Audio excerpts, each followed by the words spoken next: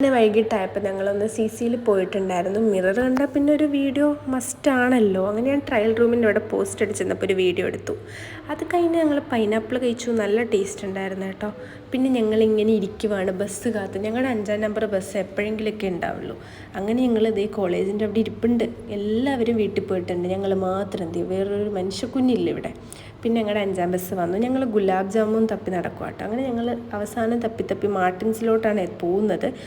അവിടെ പോയിട്ട് കിട്ടിയില്ല നമുക്ക്. അങ്ങനെ നമ്മൾ ബിഗ് മിശ്രയിൽ പോയിട്ട് വാങ്ങിച്ചു. ഞങ്ങൾ എന്താ പറയുക, ഗുലാബ് ജാമുനും ഐസ്ക്രീമും കൂടി ഒന്ന് ടേസ്റ്റ് ചെയ്യാനായിട്ട് രണ്ടും കൂടി കഴിക്കാമെന്നുള്ള രീതിക്ക് നമ്മൾ പാർക്കിൽ ചെന്നപ്പോൾ അതേ ഒരു തള്ളപ്പൂച്ചയുണ്ട്.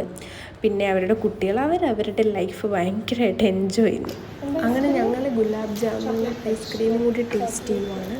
അത്യാവശ്യം നല്ല ടേസ്റ്റ് ഉണ്ട് കേട്ടോ. ഗുലാബ് ജാമുൻ ഒന്നും നല്ല അടിപൊളി ടേസ്റ്റ്. ആൻഡ് ഐസ്ക്രീം നമ്മൾ ചോക്ലേറ്റ് ഫേജ് എടുത്തത് കൊണ്ട് തന്നെ അതിലൊരു ബിറ്റർ ടേസ്റ്റ് വരുമല്ലോ. അപ്പോൾ അതിൻ്റെ ഇത് കൊണ്ടിട്ട് രണ്ടും കൂടി കോമ്പിനേഷൻ കഴിക്കുമ്പോൾ മധുരം കുറയുന്നുണ്ട്. അത് ഓൾമോസ്റ്റ് അങ്ങനെ ആയിരിക്കും. ബട്ട് ഗുലാബ് ജാമുൻ അടിപൊളി, ഐസ്ക്രീമും കൊള്ളാം. രണ്ടും കൂടി നല്ല കോമ്പിനേഷൻ ഉണ്ട്. വാനിലയൊക്കെ ആണെങ്കിൽ കുറച്ചുകൂടി നന്നായിരിക്കും. അപ്പോൾ എല്ലാവർക്കും ഇഷ്ടപ്പെട്ടാൽ ലൈക്ക് ചെയ്യുക, ഷെയർ ചെയ്യുക, സബ്സ്ക്രൈബ് ചെയ്യുക.